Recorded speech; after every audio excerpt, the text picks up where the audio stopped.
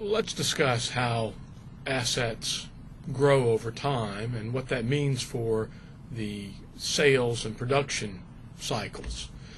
Fixed assets tend to grow relatively slowly. That's where the term fixed comes from. They're not changing very much. When productive capacity increases, we add to fixed assets, but from time to time we're going to have to replace old equipment as well. But from quarter to quarter, our fixed assets really aren't going to change very much.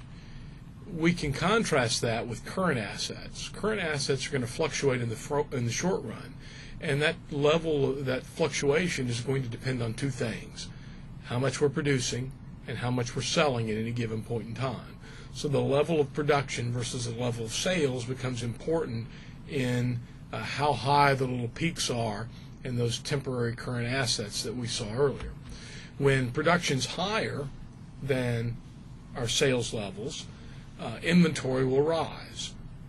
When that reverses and we're selling more than we're producing at any given point in time, the inventory declines. Having said that, when we make that sale, we're going to have a new current asset, accounts receivable, that's created, and so as we sell more, our accounts receivables are going to increase. At some point, we'll collect those, but as long as our sales are increasing, accounts receivable are likely to continue to increase over time. There are a couple of different ways that companies can produce. They can attempt to maintain efficiencies by just maintaining a steady level of production, and we'll call that a level production method. So the advantage of this, basically meaning we're going to produce the same amount every day, every month, even if our sales are seasonal, even if our sales aren't the same every day of every month.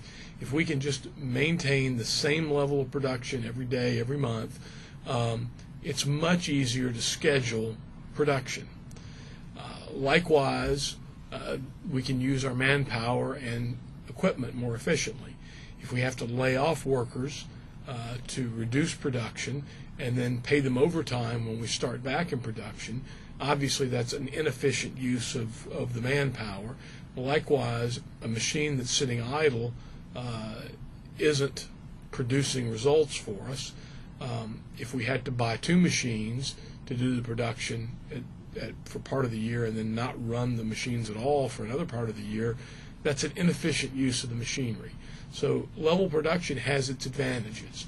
It smooths production, smooths the coordination of scheduling, and it also uses manpower and equipment more efficiently. Having said that,